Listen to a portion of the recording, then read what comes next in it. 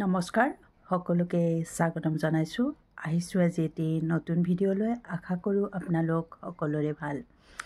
আজি মই নতুন ভিডিঅ' যে লৈ আহিছোঁ, ভিডিঅ'টো হ'ল অনুপমা অঞ্জলি মাহেকীয়া আলোচনীৰ ডিচেম্বৰ সংখ্যাটো।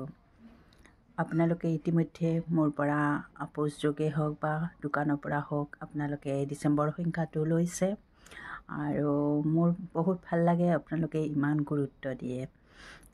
আজি ডিচেম্বৰ সংখ্যাটো লৈ আহিছোঁ। আপোনালোকে গম পাব কোনে লিখিছে, কি লেখা আছে তাত। আৰু ভিডিঅ'টো চাই নিশ্চয় ভাল পাব। লাইক কৰিব, কমেণ্ট কৰিব, শ্বেয়াৰ কৰিব।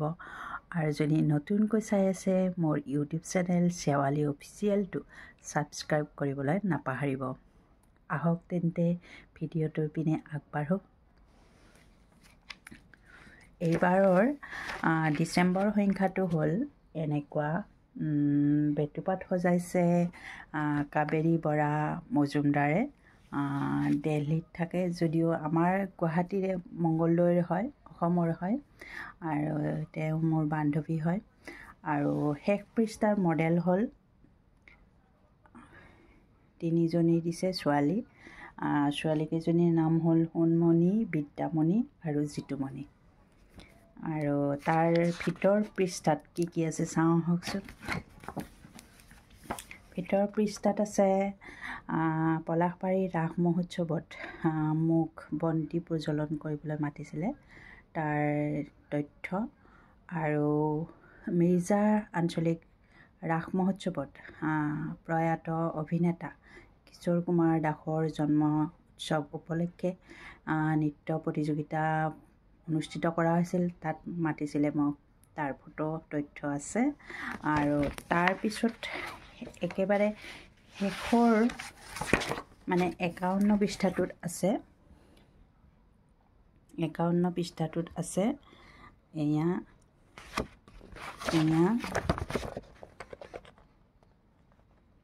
জন সুৰুজ সামাজিক সাংস্কৃতিক সংস্থাৰ 4ৰ্থ বাৰ্ষিক প্ৰতিষ্ঠা দিৱসৰ তথ্য।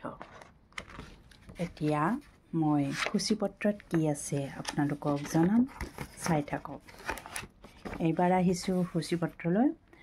অনুপমাৰ ভিতৰ চৰাত আছে সম্পাদকীয় আপোনালোকে জানেই। সম্পাদকীয়টো মই লিখোঁ। নিশ্চয় ভাল পায় আপোনালোকে সম্পাদকীয়, মই আপোনালোকৰ পৰা গম পাইছোঁ। আৰু তাৰপিছলৈ আহিছোঁ ধাৰাবাহিক উপন্যাস। যিহেতুকে আমাৰ ইতিমধ্যে আগতে হৈ গৈছিল 2খনকৈ ধাৰাবাহিক উপন্যাস প্ৰচাৰ হৈ আহিছিল, কিন্তু যোৱা মাহত, এই মাহত অৰ্থাৎ ডিচেম্বৰ মাহত এখন ধাৰাবাহিক উপন্যাস প্ৰকাশ কৰা হ'ল। নীৰৱে বৈ থাকে, এখন নয়, ৰিজুমণি দেৱীয়ে লিখিছে। ব্ৰজেন জীৱন দাসে যিখন লিখিছিল কামিনী কান্ত, তেখেতে বিশেষ কাৰণবশতঃ এইবাৰ খণ্ডটো দিব পৰা নাই, অহা মাহত দিব। তাৰপিছত 10টা গল্প আছে। বান্ধনমুক্ত বিনীতা নাথে লিখিছে। গোন্ধ প্ৰহ্লাদজ্যোতি বৰা লিখিছে। পূজাৰ পৰিকল্পনা লিখিছে কণিকা কলিতা। লকডাউনৰ অভিশপ্ত ৰাতিটো লিখিছে কাজী শ্বাহাদাত ইছলামে। কৃতি শিক্ষক ৰাতুল চন্দ্ৰ কলিতাই লিখিছে। নখোৱা কাঞ্চন হাউত বৰাই লিখিছে। আনন্দৰ চকুলো লিখিছে ৰুক্মিণী দাসে। কষ্ট লিখিছে মীনা দাসে। ধূমকেতু বন্দনা চৌধুৰীয়ে লিখিছে। জীৱন লিখিছে কৰবী দেৱীয়ে। কভাৰ ষ্টৰী আছে আঘোণৰ পূৰ্ণতা পোৱাৰ মঞ্জু কাকতিয়ে লিখিছে। অসমীয়া সহাজীৱনৰ নখোৱা বলেন চন্দ্ৰ দাসে লিখিছে। কৰ্ম অনুযায়ী ফল শৈলেন কুমাৰে লিখিছে। অনুগল্প লিখিছে শৈলেন কুমাৰে। কথা বাৰ্তা লিখিছে জনপ্ৰিয় কণ্ঠশিল্পী জ্যোতিস্মিতা ৰাগিনীৰ সৈতে ভাস্কৰ জ্যোতি কুটুমে সাক্ষাৎ গ্ৰহণ কৰিছে। তাৰপিছত আছে দৈনন্দিন যিটো আমাৰ ৰেগুলাৰ হৈ থাকে তাৰ শিতানসমূহ আছে মতামত, ৰাশিফল, কুইজ, সৌন্দৰ্য চৰ্চা। তাৰপিছত আছে প্ৰবন্ধ। পোচাক ব্যক্তিত্বৰ অন্তৰায় দীপ্তিমণি চৌধুৰীয়ে লিখিছে। দীপ্তিমণি গোস্বামীয়ে লিখিছে। উৰণী অনিতা গগৈয়ে লিখিছে। চাংলুং চু কাফা এক বিশাল নিৰ্মালী বৰা হাজৰিকাই লিখিছে। সাবিত্ৰী বাই ফুলে ব্ৰজেন জীৱনে লিখিছে। নখোৱা ৰাজশ্ৰী শৰ্মাই লিখিছে। আপোনাৰ আয়ুস বঢ়াবলৈ চন্দন কলিতাই লিখিছে।